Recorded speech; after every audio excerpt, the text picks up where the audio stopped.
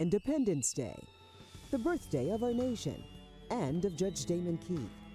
A fitting day for someone who has spent his life defending the Constitution, the Bill of Rights, and the Declaration of Independence. Judge Keith has served as a United States Court of Appeals judge of the Sixth Circuit Court since 1977, and prior to that, has served as Chief Judge of the United States District Court for the Eastern District of Michigan. Through it all, he has remained open to sharing his wisdom with others. Man will never discover new oceans unless he has the courage to lose sight of the shore. Judge Keith's courage and relentlessness to challenge the injustices of the law at a time when there were few black lawyers earned him the respect of his peers. When I was practicing law, there were no black judges over in Recorder's Court or in Wayne County Circuit Court, and they used to treat black lawyers like dogs. Judge Keith's earlier experiences set the foundation for how he conducted his courtroom. Now, Carmen, I've been on the court for 37 years. I have never once held any lawyer or any litigant in contempt of court.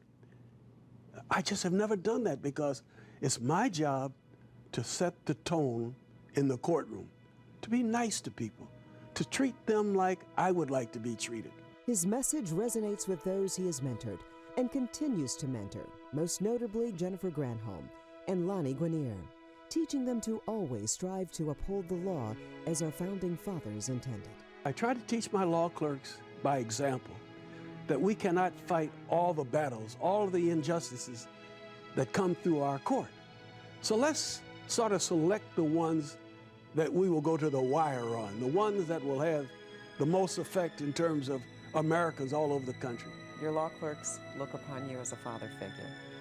Many of us in Detroit, outside of the field of law, look at you as a father figure. How do you balance it all? Carmen, you've known me a long time, and I don't take myself too seriously. I don't.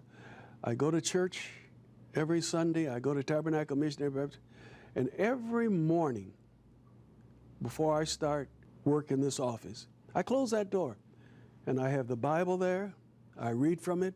I read from the Proverbs and the Daily Word. I try to give thanks to God for all of His blessings.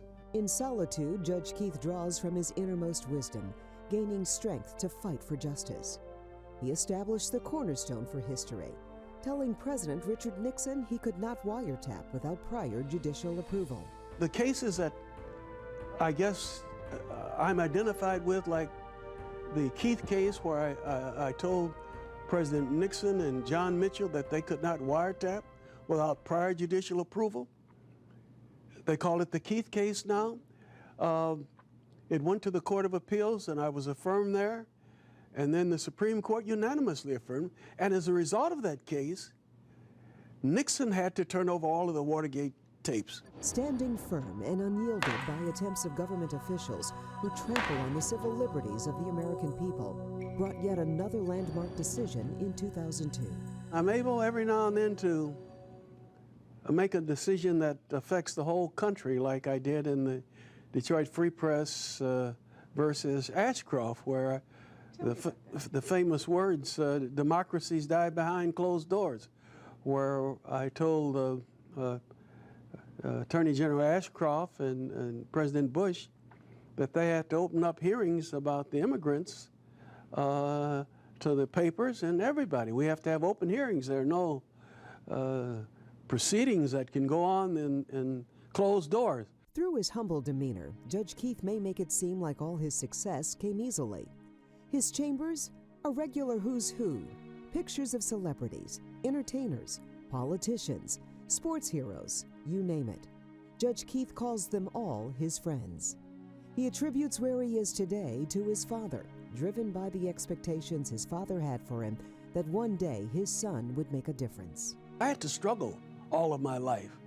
My father worked in the factory, in the Ford factory, with no benefits, no insurance, no sick days.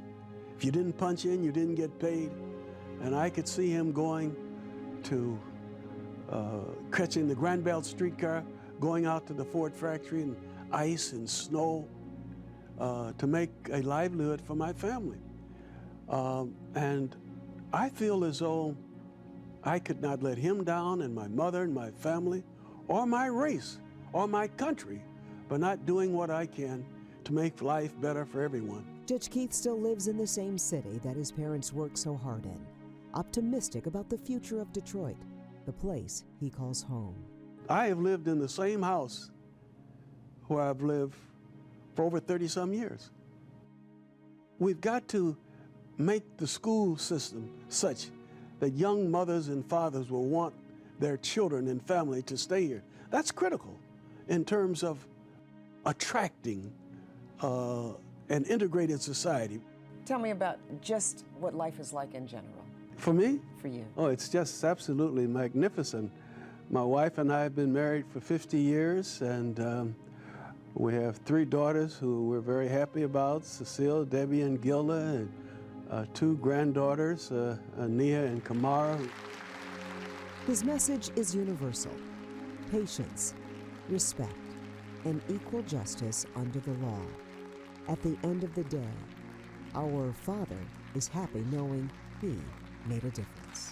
My wife, Rachel, and I were walking out.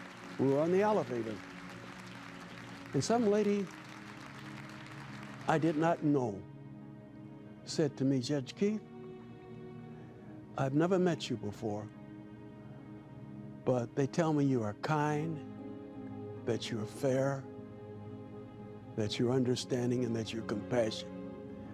And then she stated this, "and that you are a legal giant and that you're brilliant."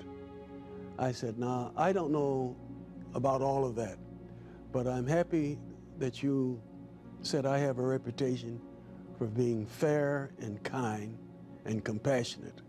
That makes me feel good."